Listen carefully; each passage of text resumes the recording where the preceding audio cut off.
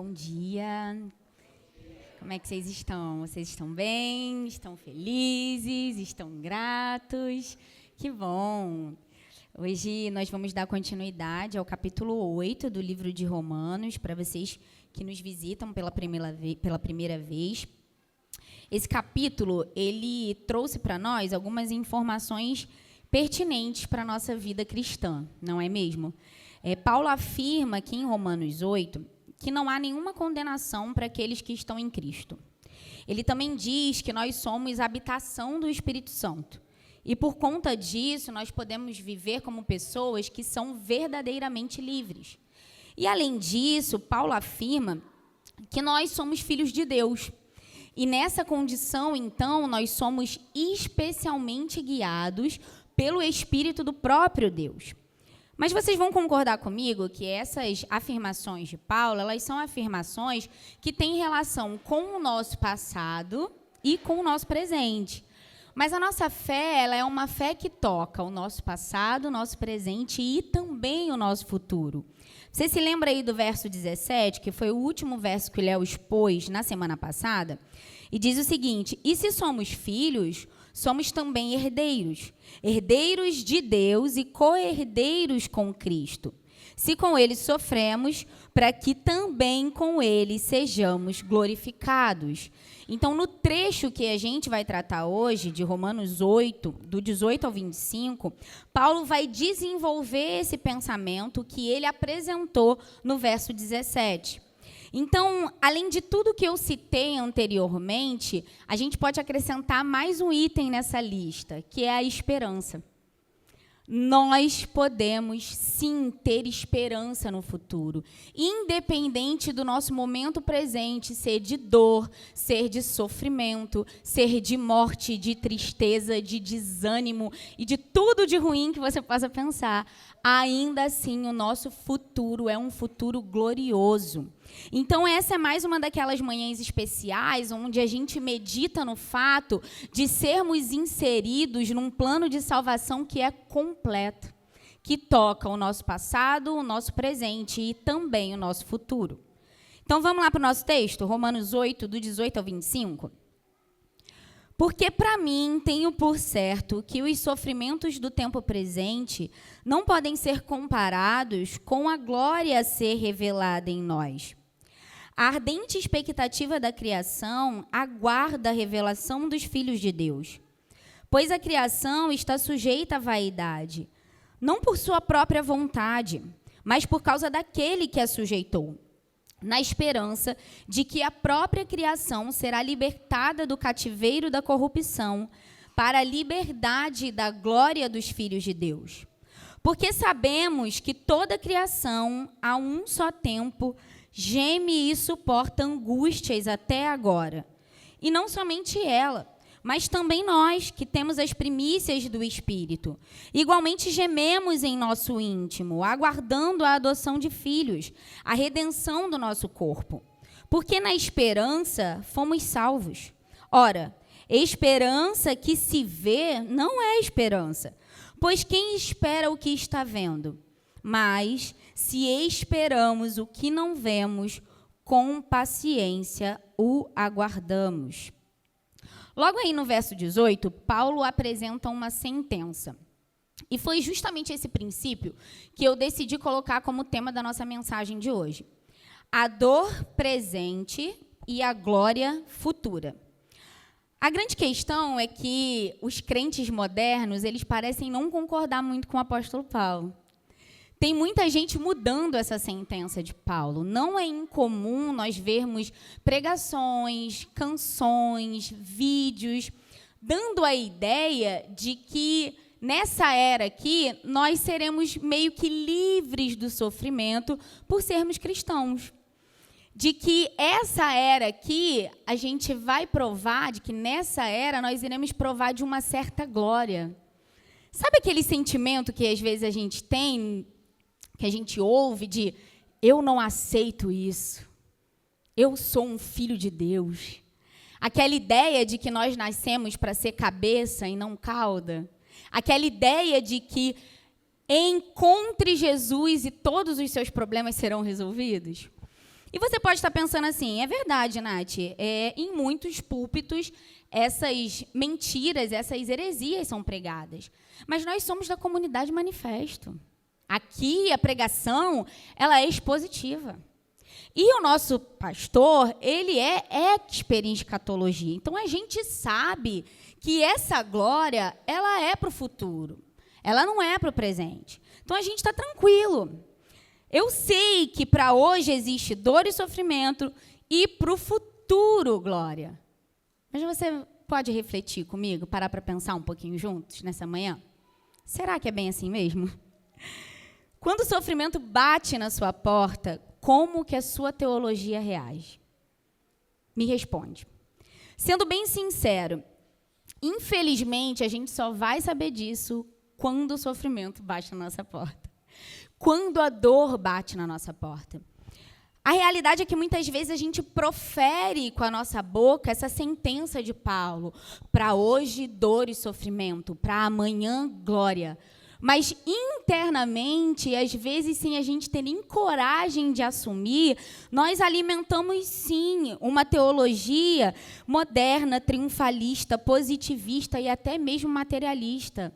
A gente acha que Deus tem a obrigação de nos livrar de todas as coisas. E muitas vezes, como eu falei, a gente não tem coragem nem mesmo de assumir isso, nem para Deus, que dirá para um irmão. Então, sendo sincero, pare para refletir. Quando a falta de dinheiro bate na sua porta, como que você reage? Logo eu, Senhor, dizimista, fiel. Quando a doença bate na sua porta, logo eu, Senhor, um servo útil nas suas mãos. E quando você tem problemas no seu casamento, no seu ministério, logo eu, Senhor, eu sou fiel a você, eu te amo acima de todas as coisas. E quando seus planos são frustrados, e quando alguém que você ama muito morre, e quando você recebe um diagnóstico difícil, como a sua teologia reage? Você consegue perceber a importância do sofrimento? Porque o sofrimento prova a nossa teologia. Não tem jeito. Diferente do que muitos pregam, a dor e o sofrimento, eles fazem parte da vida cristã. Eu não sei se essa notícia já chegou até você, mas o seu Deus, ele é um Deus crucificado. O símbolo da nossa religião não é um trono de ouro, é uma cruz. Eu acho que isso já deve ligar um alerta para nós. De que sim, a dor, o sofrimento, a morte, elas fazem parte. Eu ouso a dizer para você, meu irmão, que o sofrimento, ele é essencial na vida cristã. Faz parte do nosso pacote. Quando a gente assinou lá o contrato de ser crente, você pode ter certeza que tinha lá na cláusula que você ia sofrer. Até porque o sofrimento, ele é poderoso, porque ele faz uma separação entre os murmuradores e os verdadeiros adoradores. Você só vai saber em qual lado você está quando o sofrimento chega. Aí você vai saber se você é um murmurador ou se você é um verdadeiro adorador. Consegue perceber como o sofrimento ele nos ajuda a enxergar o quanto nós confiamos em Deus e o quanto nós conhecemos de Deus? Todos aqui se lembram da história de Jó? Sim? Então vamos lá. A história de Jó, ela nos ensina isso. Jó, ele era um homem reto, um homem temente a Deus, e era um homem que tinha tudo. A vida de Jó era uma vida muito boa, né? E vocês vão concordar comigo que Satanás ele não estava errado. Satanás vai lá para Deus e fala, também assim é mole. Você dá tudo para ele. Você abençoa ele. E aí, o que ele faz? Ele é fiel a você. Então, Deus vai lá e permite que Satanás tire tudo de Jó. Você vai ver que ele é um verdadeiro adorador. E é isso que acontece na história de Jó. Ele perde tudo, não é mesmo? Ele perde os seus filhos, ele perde os seus bens, ele perde a sua saúde, ele perde a sua dignidade. Mas é muito lindo, no final da história de Jó, que ela nos revela que, na verdade, ele não perdeu tudo. Ele descobriu quem era o tudo dele. Ele descobriu que o tudo dele era o Senhor e que isso ainda não tinha sido retirado dele e que ninguém e nenhum evento nessa terra poderia fazer com que ele perdesse tudo, porque não pode ser retirado de nós. E Jó, então, faz uma das declarações que, para mim, são uma das mais lindas de toda a Escritura. Ele diz assim: eu te conhecia só de ouvir, mas agora não. Agora os meus olhos te veem. E tudo isso só foi possível por causa do sofrimento. O sofrimento nas mãos de Deus, ele é uma bênção para nós. E eu fiquei meditando muito sobre isso e cheguei à conclusão que o sofrimento ele funciona como uma lupa. Preste atenção. A gente sabe nos dias bons que Deus ele é Pai, não é verdade? Mas nos dias de dor e de sofrimento, a gente para e fica constrangido. Nossa, Ele é Pai.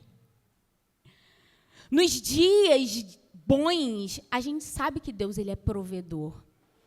Mas nos dias de escassez, a gente para, coloca a lupinha lá e vê com mais clareza e a gente se choca. Nossa, Ele é provedor. Então, o sofrimento ele tem esse poder de deixar o nosso Deus maior. Ou melhor, de nos fazer enxergar o nosso Deus como Ele verdadeiramente é. Um Deus que está conosco nos dias bons e também nos dias difíceis. Então, esse era o primeiro ponto que eu queria tratar com vocês aqui nessa manhã. De que o sofrimento ele é essencial para a vida cristã. Então, Deus, Ele vai te livrar de tudo aquilo que te faz mal. E nem sempre o sofrimento vai te fazer mal.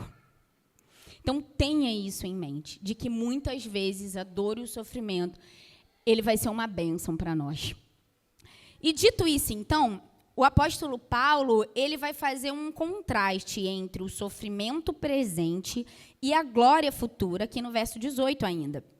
Então, eu quero que vocês imaginem comigo o apóstolo Paulo com uma daquelas balanças antigas na mão, sabe? Aquelas balanças que tinham 2 pratos, um em cada lado.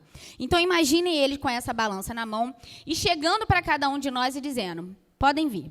Coloca aqui desse lado todo o sofrimento que você passou na vida. E aqui, por sofrimento, essa palavra ela é bem generalizada mesmo. E inclui, obviamente, o sofrimento de você decidir ser um seguidor de Cristo, mas ela engloba também toda e qualquer dor dessa era, que é uma era tocada pelo pecado. Então, imagina você colocando todo o sofrimento, toda a dor em cima dessa balança.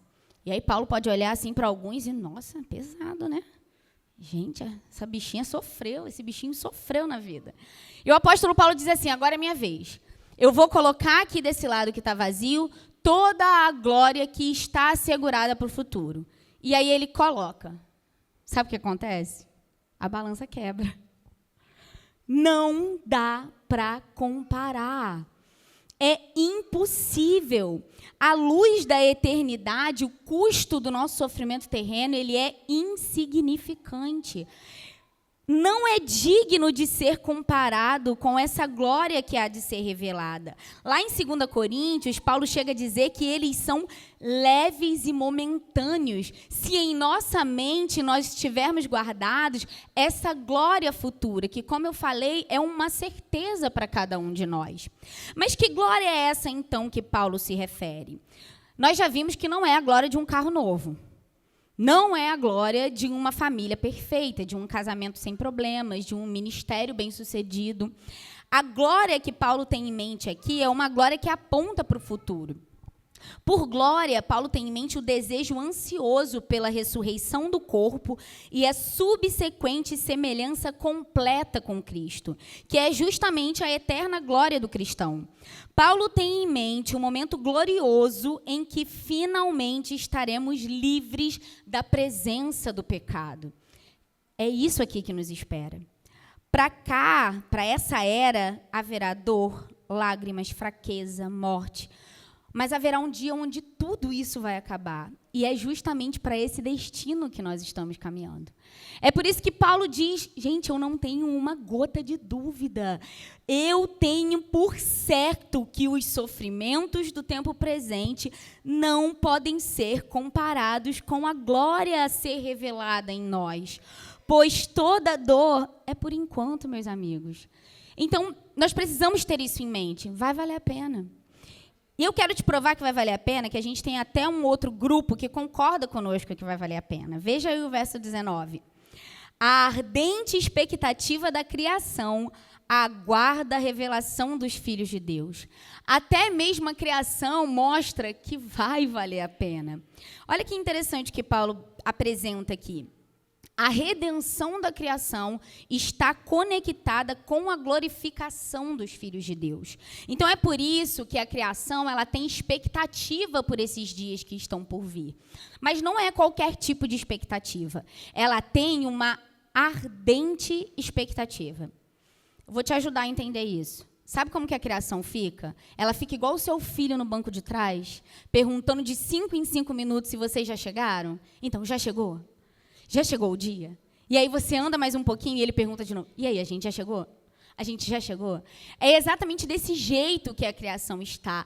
Há uma ardente expectativa na criação por esse momento. E essa expressão, ela significa esperar de cabeça erguida e com olhos fixos naquele ponto do horizonte de onde virá o objeto esperado.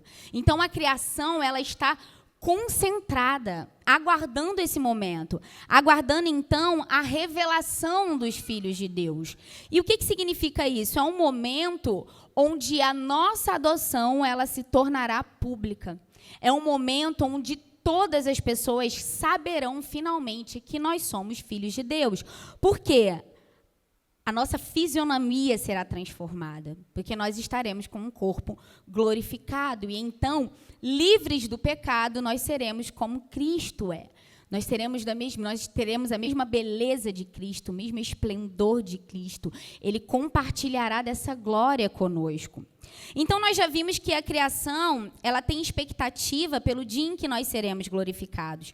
E agora nós vamos ver o motivo, o porquê disso, aí no verso 20.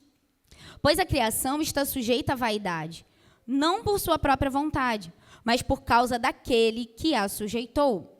Vamos lá em Gênesis 3, para a gente conseguir entender aqui Romanos 8? Gênesis 3, do verso 17 ao 19. Esse trecho lá de Gênesis 3, ele é o famoso trecho onde nós vemos a maldição de Deus, né, lançada sobre Eva, sobre Adão, sobre a criação e até mesmo sobre a serpente. E esse texto diz assim, e a Adão disse, por ter dado ouvidos à voz da sua mulher e comido da árvore que eu havia ordenado que não comesse, maldita é a terra por sua causa. Em fadigas você obterá dela o sustento durante os dias de sua vida.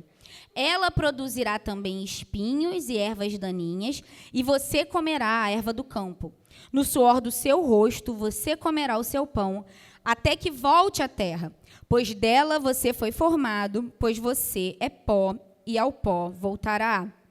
Então, nesse texto, nós vemos essa maldição que foi lançada sobre o cosmos, sobre toda a criação. Ela está sujeita à vaidade. Então, por causa do pecado do homem, até a criação sofreu.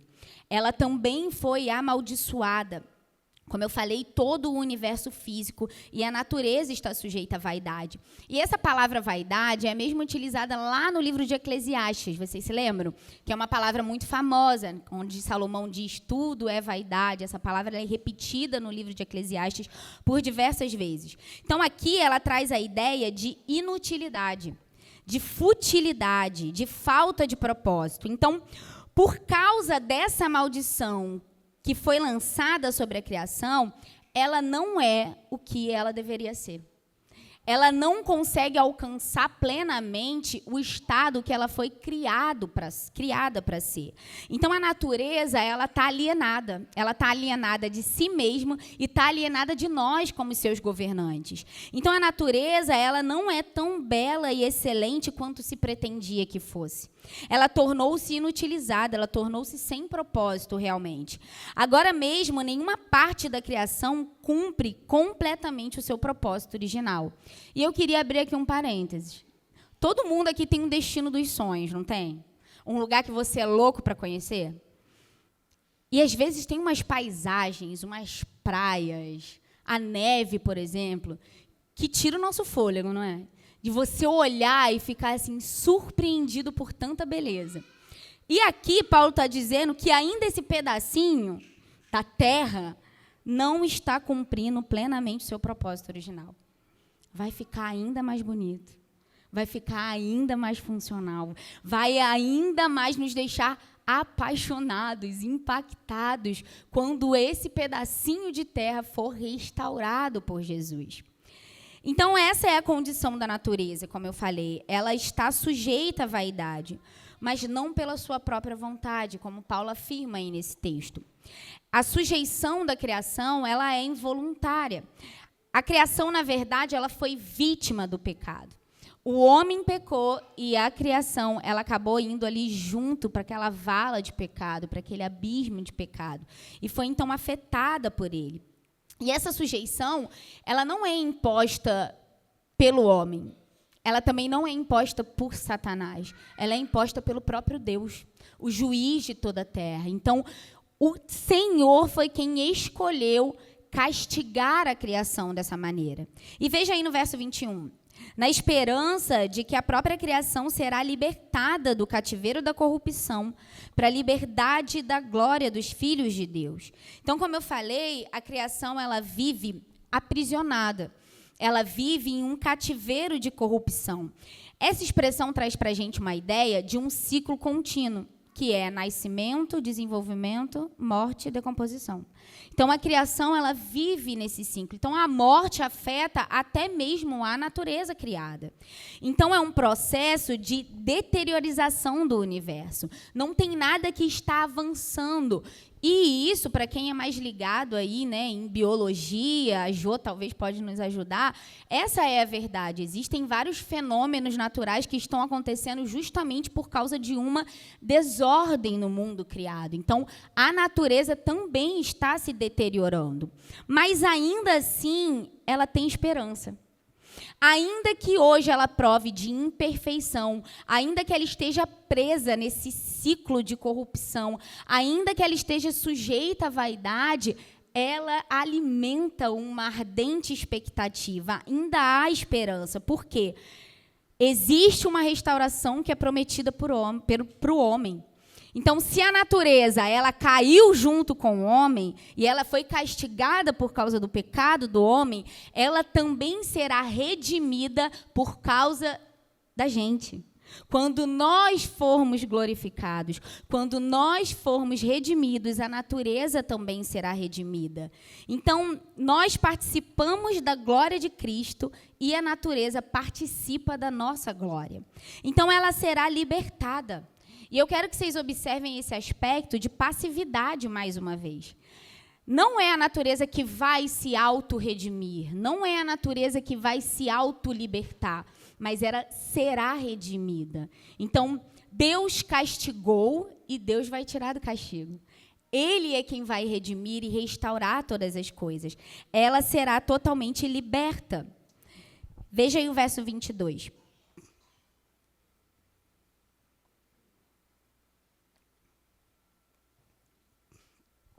Mais uma vez, Paulo mostra o que existe para o presente. Para hoje, a natureza geme, toda a criação, a um só tempo, geme e suporta angústias. Para nos ajudar a entender esse versículo, eu queria que vocês pensassem em uma mulher em trabalho de parto. Estou vendo uma gravidinha aqui, ó. Os gemidos de uma mulher em trabalho de parto são gemidos de dor, mas também de esperança. É uma mistura. É talvez a maior dor de toda a vida de uma mulher, mas também é um momento de maior alegria, um momento onde ela olha os filhos nos olhos. Então, há essa mistura de dor e esperança. E é exatamente assim com a criação, com a natureza. Então, a criação, ela suporta as angústias de estar presa em um cativeiro de corrupção, porque ela tem em mente essa esperança de um futuro glorioso. Muito diferente do que muitas pessoas pensam, essa era, a criação, ela não será totalmente destruída, mas será redimida. Então, a presença do Senhor, ela vai inundar toda a terra. Então, a glória do Senhor vai restaurar todas as coisas. Então, nós podemos esperar realmente uma natureza 2.0, uma coisa muito melhor que a nossa mente, ela não consegue acompanhar. Então, para hoje, quando se trata de criação e quando se trata de nós, das nossas relações, por exemplo, a gente pode esperar, sim, discórdia, morte, falta de harmonia. Mas para o futuro haverá concórdia, vida eterna e harmonia. Nós podemos esperar até mesmo o cumprimento da famosa profecia de Isaías 11, do verso 6 ao 9. Quem quiser acompanhar aí pode abrir, e eu vou lendo aqui o texto. A gente, inclusive, tratou desse trecho aqui quando a gente estava na nossa exposição de Isaías. E o texto diz assim: o lobo habitará com o cordeiro, o leopardo se deitará junto do cabrito, o bezerro, o leão novo e o novilho gordo andarão juntos, e um pequenino os guiará. A vaca e a ursa pastarão juntas, e as suas crias juntas se deitarão, e o leão comerá palha como boi. A criança de peito brincará sobre a toca da cobra, e o já desmamado meterá a mão no ninho da serpente. Não se fará mal nem dano algum em todo o meu santo monte, porque a terra se encherá do conhecimento do Senhor, como as águas cobrem o mar. Então, finalmente, Deus fará da sua criação aquilo que inicialmente ele pretendia fazer. Paulo passa, então, dos gemidos da criação para os gemidos dos filhos de Deus, aí no verso 23. E não somente ela, mas também nós, que temos as primícias do Espírito, igualmente gememos em nosso íntimo, aguardando a adoção dos filhos, a redenção do nosso corpo. Então, assim como os gemidos da criação são essa mistura de dor e esperança, os nossos gemidos também são essa mistura de dor e esperança. E Paulo afirma aqui que nós recebemos as primícias do Espírito. E o que significa isso? Significa que nós recebemos essa primeira colheita, que seria a garantia de ainda futuras colheitas. É por isso que nós temos as primícias do Espírito. Nós temos, então, a garantia. Essa é a prova de que futuramente nós receberemos tudo aquilo que nos foi prometido. E Tim Keller explica isso de uma maneira bem prática. Como que isso funciona nos nossos dias? Como que isso toca a nossa vida cristã hoje? Dizer que nós recebemos as primícias do Espírito. Quer dizer que hoje o Espírito Santo ele nos vivifica por dentro. Quer dizer que hoje o Espírito Santo ele nos dá liberdade interna, gradual dos efeitos do pecado e da morte. E significa que hoje nós podemos sim nos transformar e nos tornar mais parecidos com Cristo. À medida que nós contemplamos o Senhor, o Espírito Santo faz isso em nós. Então, todas essas coisas, elas funcionam como uma garantia daquilo que nós teremos plenamente no futuro. Entretanto, esses são só os primeiros frutos. Ainda haverá muito mais. Eles são só uma prova da liberdade total e completa que um dia irá nos afetar. Vocês se lembram que eu falei isso há umas semanas atrás? Na justificação, nós somos livres da condenação do pecado. Na santificação, nós somos livres do poder do pecado. Mas é só na glorificação que nós seremos totalmente livres da presença do pecado. Então, não haverá mais luta contra o pecado, porque não existirá mais pecado. É isso, então, que nos espera. E Paulo apresenta aqui nesse versículo dois grandes acontecimentos esses que precisam gerar expectativa no nosso coração. Ele fala da adoção de filhos. E você pode estar pensando assim, Nath, agora eu fiquei confuso. Porque lá no verso 15, o apóstolo Paulo ele diz que nós já fomos adotados. Então, nós somos ou não somos filhos de Deus? Sim, nós somos filhos de Deus. Mas, embora nós estejamos legalmente adotados, nós ainda não desfrutamos dessa celebração final que vai declarar para todo mundo, para todo o universo, que nós somos filhos de Deus. Isso ainda não é pleno em nós, os efeitos dessa adoção. Mas um dia será. Essa adoção aqui é essa manifestação pública desse status da gente como filhos de Deus. Então, nós somos adotados e seremos feitos membros plenos da família de Deus. E não somente isso, também podemos esperar a restauração do nosso corpo. E eu poderia te explicar isso. Eu poderia fazer isso. Mas eu não sou muito boa em escatologia. Então, eu resolvi chamar alguém para me ajudar, um expert em escatologia. Abra aí em 1 Tessalonicenses 4, dos versos 13 ao 18. Vamos ver o que o apóstolo Paulo ele tem para nos dizer sobre a restauração do nosso corpo.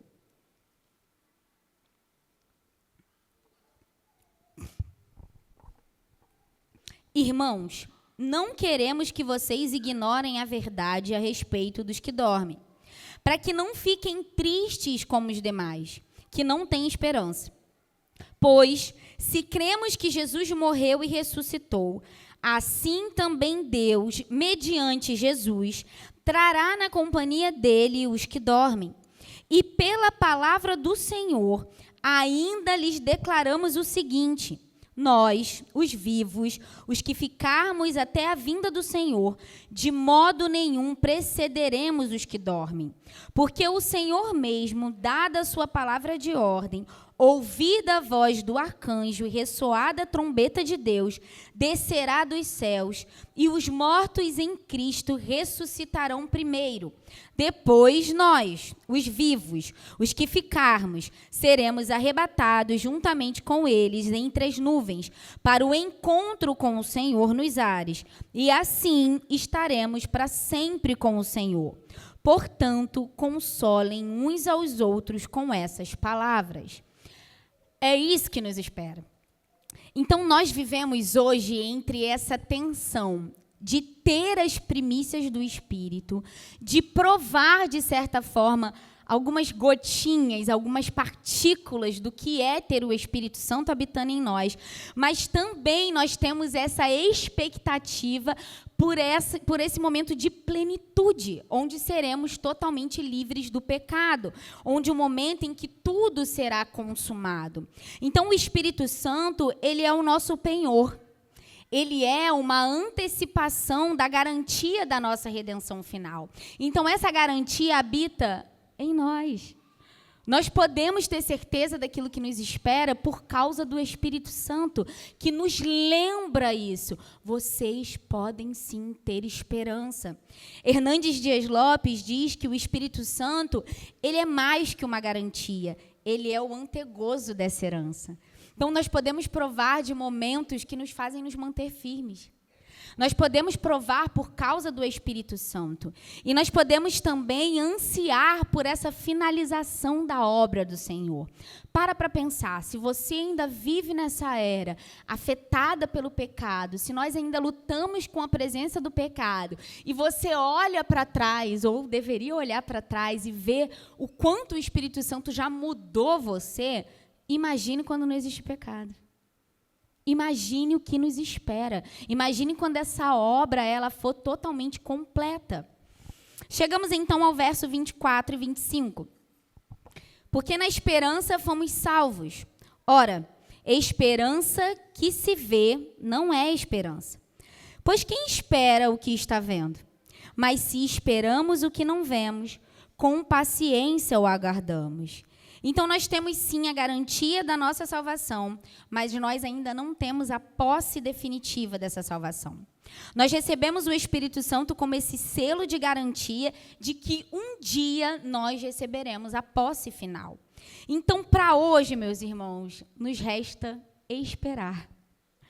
Nós precisamos esperar com paciência, provando desses frutos, das primícias do Espírito, mas com um coração cheio de expectativa por aquilo que está por vir. Então, nós esperamos por aquilo que nós não vemos. E isso é uma loucura, não é mesmo? É por isso que nós, cristãos, somos muitas vezes taxados como loucos pelo mundo. As pessoas não conseguem aceitar o fato de nós organizarmos a nossa vida, de nós tomarmos certas decisões, esperando por algo que nós não vemos, esperando, ansiando por algo que ainda está por vir. Nós vivemos uma vida santa, uma vida justa, uma vida piedosa. Nós abrimos mão de muitas coisas nessa era, de muitos desejos, esperando por algo que nós não vemos. Mas ainda assim nós temos certeza. É uma loucura. O nosso Deus, ele é invisível. Ninguém aqui viu a Deus. Nenhum de nós aqui pode dizer, não, eu vi um vídeo da Nova Jerusalém. Eu vi como é lá e por isso eu posso esperar. Nenhum de nós aqui pode dizer que tem guardado em casa uma pedrinha. Não, um amigo mandou para mim, isso aqui é de lá. Eu tenho certeza. Ninguém viu a foto de alguém com um corpo glorificado. Gente, isso é uma loucura. Para eles. Para nós, isso é fé. Nós esperamos aquilo que nós não estamos vendo. Ora, esperança que se vê não é esperança, pois quem espera o que está vendo? Se nós estivéssemos vendo essas coisas, o nome teria que ser outro, não esperança. E é essa esperança, justamente essa esperança é a verdadeira essência da nossa fé. Essa certeza é o que nos torna verdadeiramente filhos de Deus, crentes, pessoas que não precisam ver para crer. Então, para hoje, nós aguardamos pacientemente tudo aquilo que o nosso Deus nos prometeu. Para hoje, o que nós temos é o tema dessa mensagem: dor, morte, sofrimento. Mas ainda assim nós podemos esperar uma glória que é futura. E eu fiquei meditando sobre esse texto e eu pensei em compartilhar com vocês algo que para mim se encaixa muito bem para finalizar, né? Se os músicos já quiserem vir, tomar lugar, fiquem à vontade, meninos. Para quem não sabe, gente, eu sou militar. E, para me formar, eu tive que passar por várias fases. Meu curso de formação ele tem várias fases. E a primeira delas foi a quarentena. E ali eu fiquei presa na escola durante 40 dias, a gente não podia sair. Depois disso, vieram várias provas. A gente tinha prova teórica, a gente tinha prova prática de muitas coisas. Eu tive prova de tiro, atirei com fuzil, atirei com pistola. A gente tinha treinamento de evacuação de pacientes, de helicóptero, de afogamento. Eu passei por um período de estágio também no hospital. E teve o teste de condicionamento físico. Mas a pior de todas as fases, sem dúvida, era a fase do acampamento, que era uma das últimas fases do nosso curso de formação. E era também a fase mais temida. Era a fase que todo mundo, se pudesse, fugiria. E durante esse período do acampamento, a gente ficava 3 dias no meio da selva. Então, a gente ia para lá com a nossa mochila, com o nosso mosquetão, recebia uma ração operacional em um cantil com água quente, e era aquilo que a gente tinha para sobreviver os 3 dias. Então, durante o dia, a gente ficava fazendo várias atividades, era atividade física, a gente tinha que transpor rios, era rolar na lama, era assistir aula de animais peçonhentos, amarração em nós, com sono, gente, absurdo. Porque a gente não podia dormir durante esse período. Durante a madrugada, eles acordavam a gente diversas vezes. Então, eles deixavam a gente deitar, quando a gente estava começando a pegar no sono, tocava uma sirene, e todo mundo tinha que pegar a arma e ir correndo para entrar em forma. Só que você tinha que dar a sorte de que a sua arma estava lá do seu lado. Por quê? Tinha uns alunos que eram mais antigos da outra turma que estavam ali só para fazer aquele momento ficar melhor. Então, eles prejudicavam a gente em todos os sentidos. E eles roubavam as nossas armas o tempo todo. Então, a gente tinha que pagar flexão para recuperar a arma. Então, a gente dormia agarrado só para não perder. E em uma dessas instruções, a gente aprendeu a como matar alguns animais. Então, tinha um grupo que matou um coelho, outro grupo que matou uma galinha, e eu fiquei responsável por depenar a galinha. E aí eu lembro que quando eu puxava as penas, o sangue vinha dentro do meu olho. E o aluno mais antigo que estava lá, para fazer esse momento ficar mais especial, falava, abre o olho, você tem que olhar para a galinha. E aí eu puxava a pena e sujei a minha roupa toda. E não podia tomar banho, né? Ou, se você quisesse tomar banho, era um banho de 1 minuto cronometrado, na água gelada. E você colocava a roupa que você usou durante o dia inteiro, que era aquela roupa cheia de lama. Eu lembro dos meus pés todo ferido. Horrível. Que experiência, gente. E essa galinha, ela fazia parte do nosso trabalho de conclusão de curso.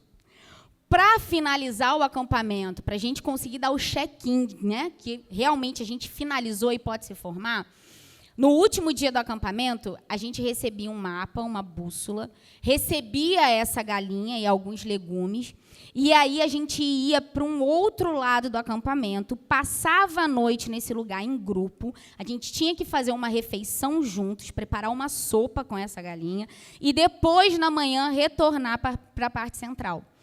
E eu lembro de descascar os legumes e comer a beterraba crua, gente, como se fosse a coisa mais gostosa da vida. Porque era a única coisa que eu tinha para comer. Inclusive, eu sempre brinco que a coisa mais gostosa que eu comi em toda a minha vida foi o cachorro-quente que eles deram no final. Era um cachorro-quente com bananada e um copo de guaravita. E foi a refeição mais gostosa que eu tive. Então, isso, para mim, foi a experiência que eu tive mais perto de sofrimento. Eu não quero passar por isso de novo. Não mesmo. Mas sabe por que essa história? Porque no dia da minha formatura, no dia em que eu me vi vestida lá com meu uniforme de gala, um uniforme branquinho, que a gente só usa no dia da formatura, no dia em que eu olhei para as minhas companheiras, para as meninas que estavam comigo durante todo aquele período, radiantes de alegria, no dia que eu vi os meus pais chegando e vendo o orgulho deles em me olhar, eu olhar o meu marido, que na época era o meu namorado, os meus familiares, os meus amigos ali, eu não lembrei desses dias. Eu não lembrei dos meus dias de sofrimento, que foram terríveis. E assim será conosco, só que em uma medida muito maior. No dia em que nós nos vimos vestidos de branco, com um corpo glorificado, no dia que você olhar para o lado e ver os seus companheiros com o mesmo look que você, e você der aquele sorrisinho assim, caramba! No dia em que nós olharmos finalmente dentro dos olhos que são como chamas de fogo, no dia em que nós formos abraçados pelo Senhor, em que Ele enxugar dos nossos olhos toda a lágrima, nós não nos lembraremos do que a gente passou nessa era. É por isso que todo sofrimento vale a pena. Os nossos melhores dias estão à nossa frente. E todos os dias de dor, sim, ficarão para trás. Nós aguardamos cheios de ansiedade, com um coração com expectativa por esse dia. E essa é a última frase que eu quero compartilhar com vocês. Aproveitem os dias de dor e sofrimento. Eu sei que isso é uma loucura. Mas nós só temos essa vida aqui para adorar a Deus em meio à dor e ao sofrimento. Na eternidade, nós não vamos precisar lutar com isso. Então, nós provamos a nossa fidelidade ao Senhor. Nós provamos que nós não estamos interessados somente nas suas mãos. Nós não somos murmuradores. Nós somos verdadeiros adoradores que adoram em espírito e em verdade, apesar do sofrimento. Amém?